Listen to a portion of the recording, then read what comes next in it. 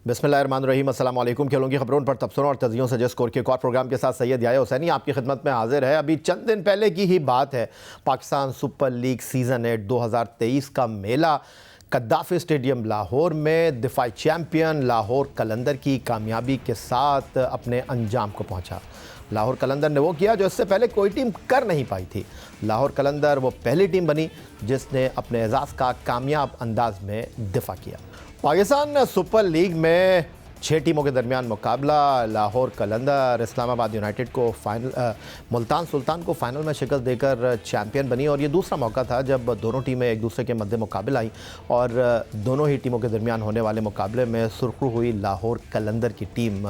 बड़ी दिलचस्प बात है कि टूर्नामेंट का इफ्तिताही मैच 13 फरवरी को मुल्तान में दोनों टीमों के दरमियान हुआ और एक सनसनीखेज मुकाबले के बाद लाहौर कलंदर ने 1 रन से कामयाबी हासिल की और ठीक 1 ही रन से कामयाबी का मार्जिन था जब दोनों टीमें फाइनल में कद्दाफी स्टेडियम लाहौर में एक दूसरे के मद्दे मुकाबले आई। ये वही लाहौर कलंदर की टीम है जो पाकिस्तान सुपर लीग के पहले 4 सीज़न में कहीं दिखाई दे नहीं रही थी। जब भी खेलती थी शिकस्त इस टीम का मुकद्दर बनती थी। कामयाबी इस टीम से कोसों दूर दिखाई देती थी, लेकिन फिर इस टीम की काया पलटी। अगले 4 सीज़न में 3 फाइनल इस टीम ने खेले, 2 मरतबा ट्रॉफी को उठाया और सबको गलत साबित किया और इसके पीछे लाहौर कलंदर इंतज़ामिया की अनथक मेहनत और उनकी काविशों के साथ उनका विजन सबसे नुमायां दिखाई देता है। पाकिस्तान सुपर लीग में लाहौर कलंदर ने गैर मुल्की खिलाड़ियों के साथ कई तजुर्बात किए कप्तानी के हवाले से, लेकिन पिछले 2 सीज़न से Lahore Qalandar test fast bowler Shaheen Shah Afridi पर एतबार कर रही है, एतमाद कर रही है और वो कहते हैं ना कि लीड फ्रॉम द फ्रंट, सबसे आगे आकर टीम को लीड करना, इस मक़ौले पर पूरी तरह अमल करते हुए दिखाई देते हैं शाहीन शाह अफरीदी। और बिलखुसूस फ़ाइनल में जिस तरह उन्होंने एक ऐसी टीम को 200 का हिसाब अबूर कराया जिसके बारे में कोई सोच नहीं रहा था। आखिरी 30 गेंदों पर 88 रन बने जिसमें शाहीन शाह अफरीदी के 15 गेंदों पर 44 रन ने मरकज़ी किरदार अदा किया। पाकिस्तान सुपर लीग की शुरुआत के वक्त हमने 7 फरवरी को शाहीन शाह अफरीदी से कराची में गुफ्तगू की थी 17 फरवरी को और उनसे उनकी बैटिंग सलाहियतों पर गुफ्तगू की थी, जिस पर शाहीन शाह अफरीदी ने क्या कहा था आपको दिखाते हैं। PSL की शुरुआत से पहले देखा कि आप शाहिद आफरीदी साहब के साथ जो है वो कुछ बैटिंग प्रैक्टिस कर रहे थे और आपकी बैटिंग की सलाहियत से सभी वाकिफ़ हैं, तो क्या सोच रहे हैं कि ज़रूरत पड़ेगी तो शाहीन जो है बैटिंग करेंगे कि या आप संजीदा हो रहे हैं कि बैटिंग भी करनी चाहिए शाहीन को? नहीं, बिल्कुल। मैंने लाला के साथ बैटिंग की है। हम मोइन खान पे मेरे निकाह से पहले 3 दिन पहले हमने 3 दिन प्रैक्टिस की है। मुझे काफ़ी बैटिंग उन्होंने करवाई और बैटिंग देखे अगर फास्ट बॉलर आप अगर कैप्टन भी हो, ऊपर से आपको बैटिंग और ये जो फील्डिंग है ये आपको स्ट्रॉन्ग करनी पड़ती है, तो मैं ये समझता हूँ कि जाहिर सी बात है मौका मिल सकता है, ऐसा मौका फिर आ सकता है कि कुछ रन्स हो आपको उस टीम अपने टीम के लिए करने पड़े। तो मेरा भी ये है कि बैटिंग भी मेरी अच्छी हो और जब भी टीम को ज़रूरत हो तो मैं करूँ। तो ये थे जनाब शाहीन शाह अफरीदी जिन्होंने ग्राउंड में टीम को जीत दिलवाने में अपनी बैटिंग और बॉलिंग से मरकज़ी किरदार अदा किया। इसमें उनके फैसलों का भी बड़ा किरदार था, लेकिन ये तो ग्राउंड की बात है। ग्राउंड से बाहर भी लाहौर कलंदर की एक टीम है, लाहौर कलंदर के कुछ जहन हैं जो यहाँ तक लाहौर कलंदर को लेकर आए हैं, उनसे गुफ्तगू करना इंतहाई अहम है और आज के लिए हमने आज के इस प्रोग्राम का इंतखाब किया है। आप वीडियो लिंक पर हमारे साथ मौजूद हैं लाहौर कलंदर के chief executive officer Atif Rana साहब, आपको खुशामदीद कहेंगे। लाहौर कलंदर के manager chief operating officer Sameen Rana और लाहौर कलंदर के डायरेक्टर क्रिकेट पाकिस्तान के test fast bowler coach Aqib Javed, आप तीनों को खुशामदीद कहेंगे। और बड़ा वक्त है हमारे पास आप तीनों से गुफ्तगू करने के हवाले से और टूर्नामेंट में जो एजाज़ का दिफा किया आपकी टीम ने, कहानी क्या है ये हम आपसे पूछेंगे, लेकिन पहले मैं सीधे चलूँगा आकिब जावेद साहब की तरफ। आकिब जावेद साहब, जब पाकिस्तान सुपर लीग में लाहौर कलंदर परफॉर्म नहीं करती थी तो कलंदर इंतज़ामिया को मशवरा दिया जाता था कि यार कोच तब्दील कर लो, आकिब जावेद कुछ निकाल नहीं पाएंगे इस टीम से। लेकिन अब हमने देखा कि जब से शाहीन शाह अफरीदी कप्तान बने हैं आप कहीं दिखाई देते नहीं, इवन आप डग आउट में भी हमें दिखाई देते नहीं। तो क्या आप खुश हैं या आपने अब ग्राउंड के सारे मामला जो है वो शाहीन को सुपुर्द कर दिए? अगर आप कलंदर्स की जर्नी देखें तो आप तो कलंदर्स के साथ मेरे से भी पहले से है। मैं तो 16 में 17 से सफर शुरू किया था। तो मैं ये समझता हूँ कि ये जो सारी जो मुश्किलें थी जब मुश्किलों का टाइम था पहले 4 साल, तो हम एक प्रोसेस के ऊपर बिलीव था, जिस प्रोसेस के ऊपर उसके ऊपर काम कर रहे थे, क्योंकि आपको पता है कि जो पहली दफा जो ड्राफ्ट होता है किसी भी मुल्क में, तो जो बेहतर बेहतर ऑप्शंस हैं, वो जिनकी पिक अच्छी होती है वो उस टीम की पोजीशन में चले जाते हैं। और ये पीएसएल को भी अगर आप देखें तो इसके रूट्स भी पीएसएल मैनेजमेंट ने आहिस्ता आहिस्ता ठीक किए हैं, क्योंकि पहले साल जो इस्लामाबाद की टीम जीती है उसने 16 प्लेयर रिटेन कर लिए थे। तो फिर हमें ये समझ आई कि ये किसी टीम ने प्लेयर तो देने नहीं है, और डोमेस्टिक में उस लेवल के प्लेयर्स नहीं थे कि जिनको ड्राफ्ट में उठाते और टीम को बेहतर कर लेते। डेफिनेटली स्ट्रगल किया, क्योंकि फिर हमने अपने प्लेयर्स सोचा कि जाते हैं, ढूंढते हैं, टैलेंट को लाते हैं, ग्रूम करते हैं, और फिर एक बिलीवेबिलिटी आ गई कि जब कलंदर के अपने ट्रेंड हुए प्लेयर्स जब खेलेंगे तो फिर ही सक्सेस आएगी। और वो 2020 में असल में हमारी जो एक टीम थी वो मोर और लेस बन गई थी। लेकिन ये था कि सुहेल अख्तर को कप्तान बनाया, उसमें और हमें गालियां पड़ी, लेकिन फाइनल तक उसमें पहुंचे। लेकिन जब शाहीन को कप्तान बनाने की बात की तो लोगों ने इसके ऊपर बड़ा क्रिटिसाइज किया, देखिए जी वो यंग बॉलर है, पाकिस्तान का फ्यूचर है, ये उसको खराब कर देंगे उसके ऊपर इतनी बड़ी रिस्पॉन्सिबिलिटी डाल के। लेकिन उनको ये पता नहीं था कि शाहीन को जब कैप्टन बनाया तो 2 साल उसको वाइस कैप्टन रखा, ग्रूम उसको किया, और अब जब शाहीन जैसा लीडर आया और जो सारे प्लेयर्स हैं, जो आखिरी फाइनल में टीम खेली है उसमें 4 फॉरेन प्लेयर्स हैं और बाकी जो 7 हैं वो सारे के सारे कलंदर्स के प्लेटफॉर्म से ट्रेंड हुए बिल्कुल ठीक कह रहे हैं आकिब, आप सारे कलंदर हैं। लेकिन मैं सारे कलंदर जी बिल्कुल, मैं इससे पहले कि आतिफ राना आपकी तरफ आऊँ, मैं थोड़ी टेक्निकल मज़ीद गुफ्तगू कर लेता हूँ, क्योंकि आप तो नॉन टेक्निकल बातें करेंगे, इसकी भी बड़ी इंपॉर्टेंस है। समीन राना साहब, चीफ ऑपरेटिंग ऑफिसर और मैनेजर, कलंदर ने बड़े तजुर्बात किए जब आप इस सफ़र में और इस मैदान में उतरे। क्रिस गेल को आप लेकर आए, ब्रैंडन मैककॉलम को आपने कप्तान बनाया, एबी डिविलियर को आप लेकर आए, डेवन ब्रावो को आप लेकर आए, मोहम्मद हफीज़ आपके साथ एसोसिएट रहे।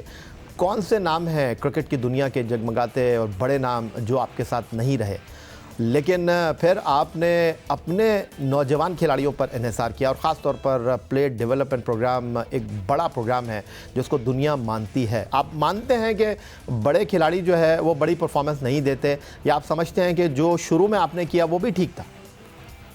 देखिए, थैंक यू वेरी मच याया भाई for inviting me first of all. दूसरी बात ये कि जिस तरह आकिब भाई ने कहा, हमारा जो लर्निंग कर्व था शुरू में, आप बिल्कुल ठीक कह रहे हैं कि हमने ड्राफ्ट में से प्लेयर्स लेने की कोशिश की और बड़े बड़े नाम जो थे, लकीली और अनलकीली हमारी पहली पिक थी। क्योंकि अनलकीली इसलिए कह रहा हूँ कि पहली पिक होना भी एक कर्ज है, क्योंकि आपकी बहुत ज़्यादा टेम्पटेशन हो जाती है जो लीग का सबसे बड़ा प्लेयर है उसको लेने की, और ये टेम्पटेशन हमने तो भुगती, क्वेटा ने भी लेटली भुगती है।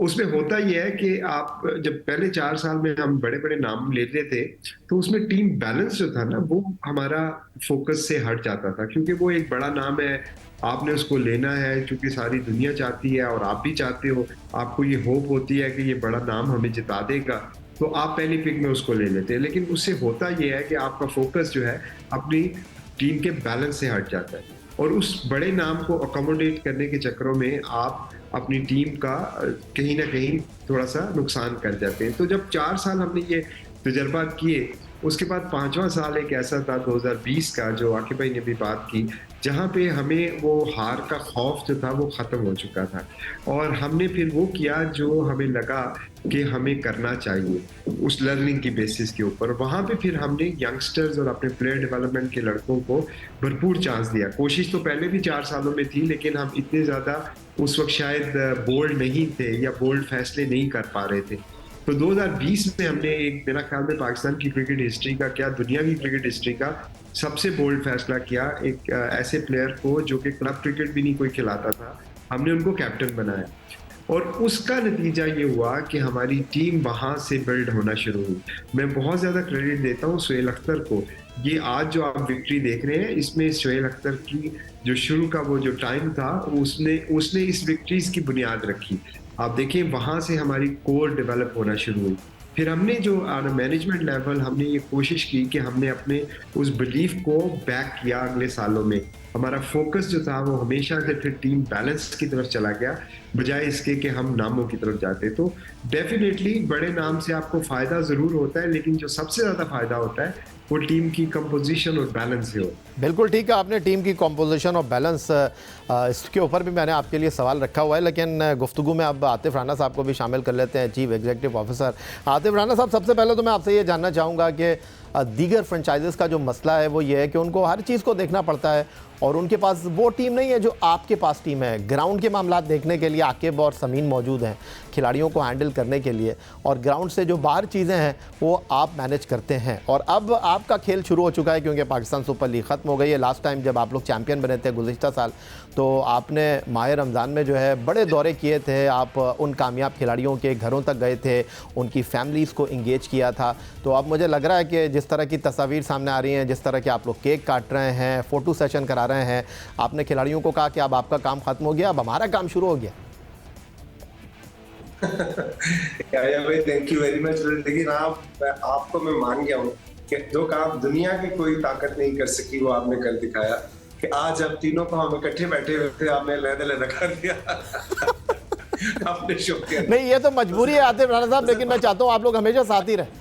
अभी भी देखें आप स्क्रीन पर साथ ही आ रहे हैं। बिल्कुल सही बात है। तो सर बात ये है कि ये जो हम लोग इकट्ठे हुए हैं, समीन हो गए, आकिब भाई हो गए, ये कोई सरफ के डब्बे से तो निकले नहीं थे कि डब्बा ही लाया और उससे बच्चियां निकाली। तो ऑब्वियसली एक विजन लेके हम चले थे डे वन से, समीन और मैं, और उसके बाद आकिब भाई ने उसको ज्वाइन किया और फिर उस विजन को ही आगे बढ़ाया, जिस तरह की समीन ने आपको बताया या आकिब भाई ने आपको बताया। तो बाकी बात ये है कि देखिए जीत जो होती है ना वो अल्लाह ताला की मेहरबानी से आती है, प्लेयर्स की परफॉर्मेंस से आती है और फैंस की दुआओं से आती है। सो ये तीन जो है ना बहुत इंपॉर्टेंट है। तो ये ट्रॉफी जो है वो मेरी नहीं है, ये ट्रॉफी समीन की नहीं है, ये ट्रॉफी आकिब भाई की नहीं है, ये ट्रॉफी जो है हमारे प्लेयर्स की है, उनकी फैमिलीज की है और हमारे फैंस की है। तो इसलिए कुछ ना कुछ नया सोचते रहते हैं ताकि अपने ब्रांड को और अपने जो कलंदर्स ने जो काम किए हैं उसको दुनिया को हाईलाइट कर सके। अभी समीन आपसे बात कर रहे थे कि हमने 4 साल कोशिश की। समीन ग्राउंड पे कोशिश कर रहा था, समीन अपनी स्किल्स के मुताबिक ड्राफ्ट में कोशिश कर रहा था, बेस्ट ऑफ द बेस्ट कर रहा था, बट उसके पीछे आकिब भाई और मैं प्लेयर डेवलपमेंट कर रहे थे। हम उस लाइन पे लगे हुए थे कि यार हमने अपने प्लेयर डेवलप करने हैं।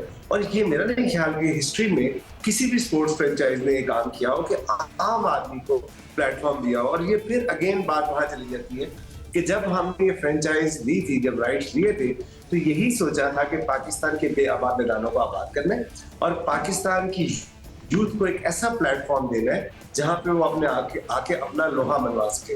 तो आज देखें कि अल्लाह ताला ने क्या इज्जत दी उस यूथ के थ्रू कि आज हमारा ब्रांड जो है वो टॉप पे है। आज पूरी दुनिया इसकी बात कर रही है, इसके प्लेयर डेवलपमेंट की बात कर रही है, बैटल ऑफ कलंदर जो कम्युनिटी बेस्ड था उसकी बात कर रही है, हाई परफॉर्मेंस सेंटर की बात कर रही है। और इसी तरह अब इस दफा देखेंगे ये ट्रॉफी जीतनी इसलिए जरूरी थी कि अब हॉकी की दुनिया में हम कदम रख चुके हैं और इंशाल्लाह आने वाले सालों में आप देखेंगे कि हॉकी भी कलंदर्स के प्लेटफॉर्म से रिवाइव होगी। ठीक हो गया। तो क्रिकेट के मैदानों में कामयाबियां समेट रहे हैं आप, और आपने जिस तरह कहा कि बैक टू बैक ट्रॉफी जीतना हमारे आगे के आने वाले मंसूबों के लिए, लोगों को उम्मीद दिलाने के लिए बड़ा इंपॉर्टेंट है। आतिफ राना, समीन राना एंड आकिब जावेद हमारे साथ मौजूद है। Pakistan super league season 8 2000 champion team 23 की लाहौर कलंदर की कामयाबी के ऊपर, उनके सफ़र के ऊपर हम गुफ्तगू कर रहे हैं। पाकिस्तान सुपर लीग सीज़न 8 2023 में लाहौर कलंदर ने कामयाबी हासिल की और हारिस रऊफ़, शाहीन शाह आफरीदी और फ़खर जमान की कारकर्दगी टॉप ऑफ द लिस्ट रही।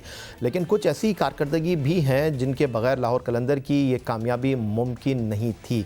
और उन खिलाड़ियों की अगर हम बात करते हैं तो किसी शक व शुबे के बगैर नमीबिया के डेविड वीज़ा और लाहौर कलंदर की दरियाफ्त मिर्ज़ा ताहिर बेग, ज़मान खान, अब्दुल्ला शफीक को हम बिल्कुल यहाँ पर नज़रअंदाज नहीं कर सकते। और अगर इन खिलाड़ियों की कारकर्दगी का हम खुलासा करना चाहें, इनकी कारकर्दगी पर हम एक निगाह डालना चाहें, तो इनके आदाद शुमार इस बात की गमाजी कर रहे हैं। एक ऐसा खिलाड़ी जो बैनुल-अक़वामी क्रिकेट से बिल्कुल दूर था, जो बिल्कुल रॉ मटेरियल था, मिर्ज़ा ताहिर बेग, उसको 10 मैच खिलाए पाकिस्तान सुपर लीग के, जिसने 244 रन 127 के स्ट्राइक रेट से एक निफ सेंचुरी की मदद से स्कोर किए। फिर अगर हम दीगर खिलाड़ियों की बात करते हैं तो लाहौर कलंदर के लिए पाकिस्तान सुपर लीग में उम्दा कारकर्दगी का मुजाहरा करने वालों में अब्दुल्ला शफीक, जिन्होंने फाइनल में बड़ी इंपॉर्टेंट हाफ सेंचुरी स्कोर की, 10 मैचों में 268 रन, 144 के स्ट्राइक रेट के साथ, और वो पाकिस्तान टीम के लिए मुंतखब हुए T20 squad against Afghanistan. David visa ने जो कारकर्दगी का मुजाहरा किया, कैसे मौके पर एक बॉलर की हैसियत से, एक बैट्समैन की हैसियत से ऑलराउंड कारकर्दगी दिखाई, उसको नज़रअंदाज नहीं किया जा सकता। 13 मैचों में उनके क्रेडिट पर 9 विकेटें, एक मैच में उन्होंने कप्तानी के फ़राइज़ भी अंजाम दिए। और लाहौर कलंदर की दरियाफ्त अगर हम कहते हैं हारिस रऊफ, तो मेरा ख्याल है अब जमान खान जो हैं वो पूरी तरीके से सामने आ रहे हैं। 13 मैचों में 15 विकेटें, और जिस तरह उन्होंने पहले मैच में और आखिरी मैच में डेथ ओवर किया वो कमाल था। जी, तो सीधा आकिब जावेद साहब आपकी तरफ आता हूँ। पहले हारिस रऊफ और अब जमान खान, बड़ा चर्चा है उनका, और जिस तरह वो डेथ ओवर में बॉलिंग कर रहे हैं, जिस तरह अपने आसाब पर काबू रखते हैं।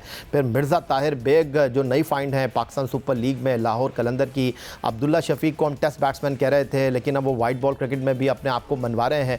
और डेविड वीज़ा, ये आपकी टीम के वो सितारे हैं जिनकी परफॉर्मेंस के बगैर आप चैंपियन बन नहीं सकते थे। देखिए याया, ये जो टीम है ये 6-7 साल लगा के बनी है, और अगर आप देखें तो एक साल में एक एक प्लेयर हमें मिला है। जैसे 17 में फ़खर मिला, फिर शाहीन, फिर हारिस, फिर ये जमान है, ये ताहिर बेग है। और इसी तरह अगर आप देखें तो जो आप हमारे जो फॉरेन प्लेयर्स हैं, फॉर इंस्टेंस जैसे डेविड वीज़ा को 6 साल था, तब भी अगर आप उनकी जर्नी देखें तो वो कोई बहुत बड़ा नाम उस वक्त डिक्लाइन की तरफ था ऑलमोस्ट उनका करियर। वो जब लाहौर में आए तो मैं समझता हूँ कि जो सबसे प्लेयर्स के लिए एक मैं समझता हूँ कि एडवांटेज है प्लेयर्स को, वो है जिस तरह से उनको मैनेज करते हैं। जो ज़मीन ये काम करता है, मैंने जिंदगी में इस तरह से प्लेयर्स को मैनेज करता हुआ कोई इंसान दूसरा नहीं देखा। सिर्फ ये नहीं है कि ये 30-35 दिन ही उनको आपने मैनेज करना है, उसके बाद आप घर गए, वो अपने घर चले गए। इट्स 365 डेज वर्क जो आप ऑफ सीजन में कर रहे होते हैं। फिर बिलीव उनको आ जाता है प्लेयर्स को कि वाकई he is not just a manager of the team, ये एक फैमिली को ओन करता है, और ये वाकई एक फैमिली का हेड की तरह उनसे दिल से प्यार करता है। मैं समझता हूँ कि ये एक एडेड एडवांटेज है लाहौर कलंदर की मैनेजमेंट में और प्लेयर्स के लिए भी। इसीलिए तो देखें ना, पहले राशिद ने कहा कि मेरे लिए जो PSL है वो सिर्फ लाहौर कलंदर, अगर कलंदर से नहीं खेलूंगा तो PSL में नहीं आऊंगा। ये अभी सिकंदर रजा ने कहा है। डेविड वीज़े तो अच्छा, आपने सिकंदर रजा की बात की तो मैं यहाँ पर आपको रोक देता हूँ, क्योंकि सिकंदर रजा से गुफ्तगू करने का इत्तेफाक हुआ और उनसे मैंने कहा कि कैसा लगा आपको पाकिस्तान सुपर लीग। उन्होंने मुझे याद कराया कि ये पाकिस्तान सुपर लीग की मेरी दूसरी टीम है, इससे पहले मैं कराची किंग्स से खेला हूँ। लेकिन लाहौर कलंदर की फैमिली के बारे में उन्होंने क्या कहा वो मैं आपको दिखा देता हूँ। जी अल्हम्दुलिल्लाह, ये भाई थैंक यू वेरी मच कि आपने बुलाया। जी माशाल्लाह, काफ़ी अच्छा एक्सपीरियंस अभी तक जा रहा है। It's a very family oriented sort of environment इधर, और आई फील कि इंशाल्लाह परफॉर्मेंसेस लोगों की या प्लेयरों की जो अच्छी होती है उनमें ऑफ द फील्ड एनवायरनमेंट होना बहुत ज़रूरी है। सो अल्लाह का शुक्र है फ्रॉम लाहौर कलंदर साइड वो एनवायरनमेंट हमें मिला है, और इंशाल्लाह हम लोग पूरी कोशिश करेंगे कि अपना टाइटल रिटेन करें। तो समीन राना साहब, बड़ी तारीफ़ें कर दी आपकी आकिब जावेद साहब ने, आपके साथ ड्रेसिंग रूम शेयर करते हैं, पेशे के एतबार से आप चार्टर्ड अकाउंटेंट हैं, लेकिन आपकी मैनेजमेंट बड़ी कमाल है, क्योंकि खिलाड़ियों को एक साथ रखना, और जिस तरह आकिब जावेद कह रहे हैं कि 1 महीने का टूर्नामेंट होता है, लेकिन जिस तरह आप चीज़ों को लेकर चलते हैं वो कमाल है। और फिर तो आप इनाम व इकराम देने में भी जो है वो किसी शहंशाह से कम नहीं है। तो कैसे मैनेज करते हैं ये सारी चीज़ें? देखिए, सबसे पहले तो इसका क्रेडिट मेरे से ज़्यादा आतिफ और आकिब को जाता है, क्योंकि पहले आतिफ को इस तरह से जाता है कि he is the one who is responsible for making me a manager. हालांकि मैंने इनको बारहा कहा कि मैं मैनेजर नहीं बनना चाहता, क्योंकि मेरा कोई इस फील्ड में एक्सपीरियंस नहीं है क्रिकेटर्स को मैनेज करने का। लेकिन it was Atif who actually believed in me and he stood by me in all the thick and thin. तो अगर किसी को क्रेडिट जाता है तो वो तो आतिफ का है सबसे पहले। उसके बाद जब 4 साल बाद, मुझे याद है 3रा साल था या 4था साल था, तो आकिब भाई को मैंने ये रिक्वेस्ट की कि आकिब भाई, आतिफ चूँकि मेरा भाई है और ये ऑब्वियसली सॉफ्ट कॉर्नर है मुझे लेके उसके दिल में, और वो ये समझता है कि क्रिकेट चूंकि मेरा शौक है तो इसलिए मुझे मैनेजर वो उसने बनाया हुआ है, इससे टीम हमारी हर्ट हो रही है। तो प्लीज आप आतिफ को समझाएं कि मैं मैनेजर नहीं हूँ। और फिर आकिब भाई ने कहा होगा आतिफ को समझाना मेरे बस की बात नहीं है। नहीं, आकिब भाई ने मुझे फिर एक्चुअली जो बिलीव आतिफ ने मेरे पे किया था, उसको जो कॉन्फिडेंस दिया वो आकिब भाई ने दिया, क्योंकि ऑब्वियसली एज ए क्रिकेटर इन्होंने बहुत सारे लोगों के साथ काम किया। तो इनके साथ जो मैंने सेशन किया था उस वक्त 3-4 साल की बात है, इन्होंने मुझे एग्जाम्पल्स के साथ समझाया कि क्यों मैं बेहतर मैनेजर हूँ। तो अगर किसी 2 लोगों को क्रेडिट जाता है तो वो इन लोगों को जाता है, क्योंकि इनकी सपोर्ट के बगैर तो फिर मैं कुछ भी ना कर सकता जो मैंने अभी तक किया है। तो इसलिए मेरे से ज़्यादा इन दोनों का क्रेडिट है। ठीक है जी, इतनी तारीफ़ कर दी आतिफ राना साहब की आपने, तो सवाल तो उनसे बनता है, लेकिन मैंने उनके लिए बड़े सवालात रखे हुए हैं। लेकिन मुझे कहा जा रहा है कि एक ब्रेक ले लें, तो ब्रेक से वापस आते हैं तो आतिफ राना साहब से कुछ सवाल करेंगे। हमारे साथ मौजूद हैं लाहौर कलंदर के chief executive officer Atif Rana, chief operating officer Sameer Rana और director cricket coach Aqib Javed साहब। आतिफ, सीधा मैं आपकी तरफ आता हूँ। ये जो आप मुख्तलिफ़ मंसूबे बनाते हैं, ख़ास तौर पर प्लेयर डेवलपमेंट, और फिर अब आपने हाई परफॉर्मेंस सेंटर बनाया है, जदीद सहूलियात से आरास्ता, और फिर उसके बाद आपने टेक्निकल एजुकेशन के हवाले से टेफ्टा के साथ मुआहिदा किया, फिर आपने अक़ुवत फाउंडेशन के साथ हाथ मिलाया, उनको जो आपके प्लेयर थे वो दिए तरबियत के लिए, क्रिकेट आप उनको खिला रहे थे। फिर आपकी कौसर राना फाउंडेशन है जिस पर आप जो है वो खिदमत खल्क़ के काम करते हैं। लेकिन जो सबसे बड़ा सवाल है मेरा वो आपके लिए ये है कि आपकी टीम जब हार रही थी तब भी लोगों को आपके ऊपर यकीन था, तब भी लोग आपके ट्रायल में उसी तरह आते थे। लेकिन आज जब आपकी टीम ने जीत हासिल की है, वो कहते हैं कि जीत के बहुत सारे दोस्त होते हैं और हार यतीम होती है, लेकिन अब आपको जो ये जीत मिली है उससे आपको क्या लगता है जो कलंदर के साथ लोगों की बाउंडिंग है वो और कितनी स्ट्रांग होने जा रही है? देखिए यार भाई, सबसे पहले तो मैं जो आकिब भाई ने कहा है ना कि समीर जो है वो फैमिली की तरह हमको रखता है, बहुत अच्छा मैनेज करता है। तो आप सोचेंगे अगर समीर हमारे अब्बू होते हैं तो हमारी फैमिली कितनी नंबर 1 फैमिली होती। दूसरी बात है, यहाँ थोड़ी मिस्टेक। दूसरी बात जो आप बात कर रहे हैं कि जीत की वजह से, देखिए जो लोग होते हैं ना उनकी राय गलत नहीं होती। जब मैं और आकिब भाई, लैया, टीजी खान, DI खान, मतलब बहावलपुर, उसके बाद गिलगित, लंडी कोतल, इन सब जब, और या आजाद कश्मीर ले लें, रावलाकोट जहाँ से सलमान इरशाद आए, तो जब हम ये काम कर रहे थे तो लोग देख रहे थे, लोग ये देख रहे थे कि क्या ये बाकी के कलंदर हैं या सिर्फ खेल तमाशे कर रहे हैं। जिस तरह बहुत से लोग हमें ये कहते थे कि यार ये खेल तमाशे करते हैं, इश्तिहारी प्लेयर बताते हैं, इनका इससे कोई ताल्लुक नहीं। आकिब ने अपना शुगर लगाने का एक बहाना सोचा हुआ है, तो शहर फिरते रहते हैं, इनको काम कोई नहीं। बट जिस लोगों के पास हम जा रहे थे और जिस जज्बे से जा रहे थे, और जब 46 डिग्री सेंटीग्रेड में लैया में ग्राउंड में खड़े होकर मैं और आकिब भाई ट्राई ले रहे थे, हालांकि मेरा क्रिकेट से कोई ताल्लुक नहीं था, लेकिन मैं उधर आकिब भाई के साथ खड़ा था कि मैनेजमेंट में कोई मसला ना हो, तो लोगों की आंख फिर उसको भूलती नहीं है। लोग इसीलिए फिर हमारे पीछे खड़े हुए कि यार ये तो हमारे लिए काम कर रहे हैं, ये झूठ नहीं बोलते, ये टिक इन द बॉक्स नहीं करते, ये सोशल मीडिया की मुहिम नहीं चलाते, ये एक्चुअली फिजिकली आते हैं और हमारे ट्रायल लेने आते हैं, और हर साइज का जॉगर लेके आते हैं, अपने साथ किट भी लेके आते हैं, उसके बाद जितने बच्चे ग्राउंड में आते हैं उनको खाना भी खिलाते हैं। सो लोग जुड़े साथ, फिर उन्होंने कहा यार ये कुछ करके दिखाएंगे। और फिर जब उस पे शाहीन, हारिस और फकर जैसे हीरे पाकिस्तान को मिले, तो फिर लोगों को ये रजिस्टर हुआ कि कलंदर्स ने जो प्लेटफॉर्म बनाया है वो एक आम इंसान के लिए, एक यंग पाकिस्तानी के लिए, एक रॉ टैलेंट के लिए। सो जब ऑब्वियसली जब जीत हमें ट्रॉफी की सूरत में मिली तो लोगों को ये यकीन हो गया कि चूंकि ये सही काम करते हैं और जिनकी नीयत साफ होती है, अल्लाह ताला भी उनके साथ होता है। आतिफ, मैं तो चूंकि आपके साथ रहा हूँ, मैंने आपके काम करने के अंदाज को देखा है, लेकिन बहुत सारे लोगों का ख्याल ये है कि कलंदर जो है वो लोगों को टिकटें देकर कद्दाफ़ी स्टेडियम लाहौर में बुलाते हैं, क्योंकि जब कलंदर का मैच नहीं था कद्दाफ़ी स्टेडियम लाहौर में तो फिर ग्राउंड में लोग नहीं थे। लेकिन मैं आपसे ये जानना चाहता हूँ, मैंने लाहौर में लोगों को देखा है, जितनी बाउंडिंग उनकी लाहौर कलंदर के साथ है वो क्रिकेट के दूसरे स्टेडियम में हमको दिखाई दी नहीं। तो आप इसकी क्या वजह समझते हैं? आपके काम करने का तरीक़ाकार या लाहौर कलंदर का लाहौर के लोगों पर बिलीव? देखिए एक तो लाहौर है, ऑब्वियसली लाहौरी बड़े लाहौर है, जिन्हें लाहौर नहीं देखी है वो जमिया ही नहीं। लाहौर है एक बात। दूसरी बात है कि लाहौरियों के लिए काम कर नहीं, जब अगर आप लाहौर के लिए कोई काम करते हैं ना, चाहे आपको जिधर मर्जी भेज दिया जाए, लाहौर आपको नहीं बोलता। लाहौर आपके साथ जो मर्जी सलूक कर दिया जाए, लाहौर आपको नहीं भूलता, क्योंकि उसे पता होता है कि यार इस शख्स ने, यार इस इंसान ने मेरे लिए डिलीवर किया।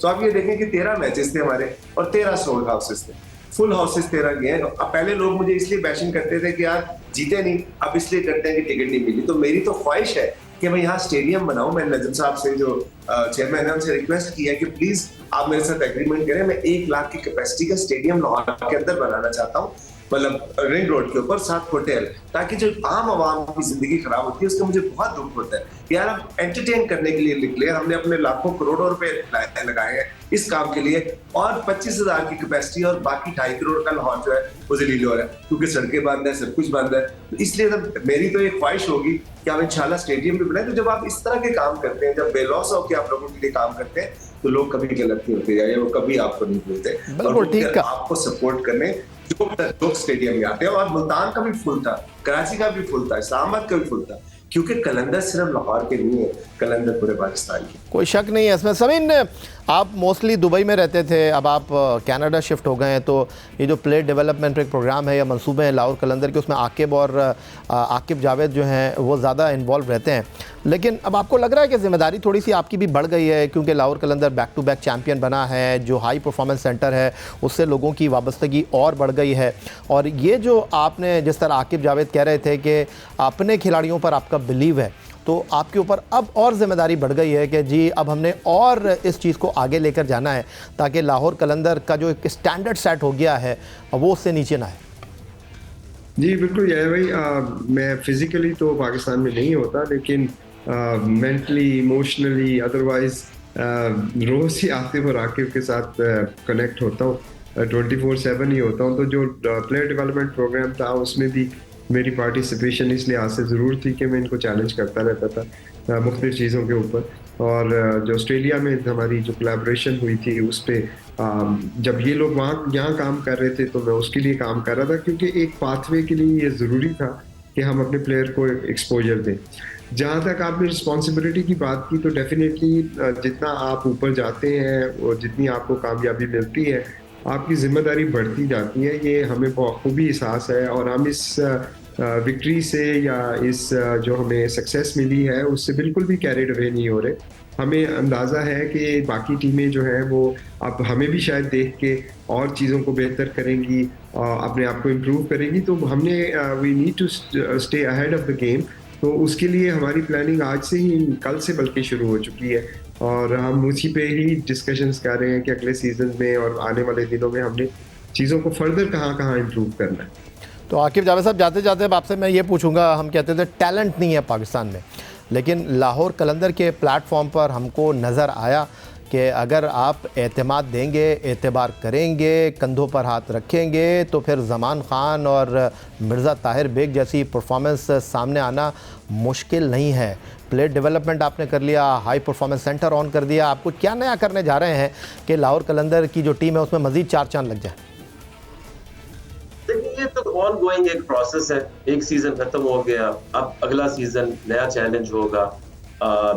एक दो, आपको पता है, एक दो प्लेयर्स आपको हर साल वो चाहिए होते हैं, और ये आइडेंटिफाई करना बड़ा जरूरी है कि चाहिए क्या, किस टाइप का प्लेयर चाहिए। तो ऑलरेडी हमारी डिस्कशन चल रही है इसके ऊपर, और ख्वाहिश तो यही है कि मजीद बेहतर से बेहतर प्लेयर जो है वो लाहौर कलंदर में आए और फिर पाकिस्तान टीम में जाए। अब्दुल्ला की बड़ी खुशी है, मैं समझता हूँ कि मेरा नहीं ख्याल था कोई टीम उसे PSL में T20 के लिए चूज करती, बट अगर आपकी क्लैरिटी है कि आपने उस प्लेयर से काम क्या लेना है, तो फिर देखिए वो कितना जबरदस्त T20 प्लेयर बना है। ना कि PSL में कलंदर को फायदा हुआ, भी पाकिस्तान टीम में भी चले गए।